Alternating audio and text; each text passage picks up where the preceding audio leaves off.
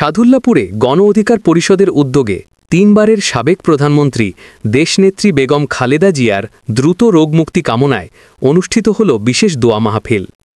গাইবান্ধার সাদুল্লাপুরের মার্কাজুল হুদা তালিমুল কুরআন হাফিজিয়া মাদ্রাসায় মাগরিবের পর এই দোয়া মাহফিলের আয়োজন করা হয়। অনুষ্ঠানে উপস্থিত ছিলেন উপজেলা গণ অধিকার পরিষদের সভাপতি আমিনুর রহমান, ছাত্র অধিকার পরিষদের সদস্য সচিব HM শরীফুল ইসলাম এবং উপজেলার অর্ধশতাধিক নেতাকর্মীসহ মাদ্রাসার ছাত্র হুজুরগণ। দোয়া মাহফিলে দেশনেত্রী বেগম খালেদা জিয়ার দ্রুত সুস্থতা ও দীর্ঘায়ু কামনা করে বিশেষ মোনাজাত করা হয়। মোহাম্মদ বেলাল মিয়া, গাইবান্ধা। প্রবাহ নিউজ 24। প্রবাহিত হোক তথ্য, উন্মোচিত হোক সত্য।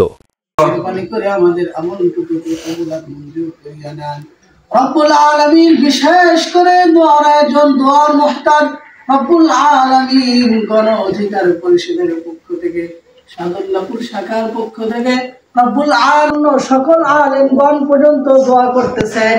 রব্বুল আলামিন মেহেরবানি করে বেগম জিয়াকে সুখী মহিলা মানুষ রব্বুল আলামিন আল্লাহ ভুল বাদুরি তামাম জীবনের গুনাহ খাতাগুলি আপনি নিজ গুণে ক্ষমা করিয়া দেন। রব্বুল আলামিন যিনি হায়াত নামক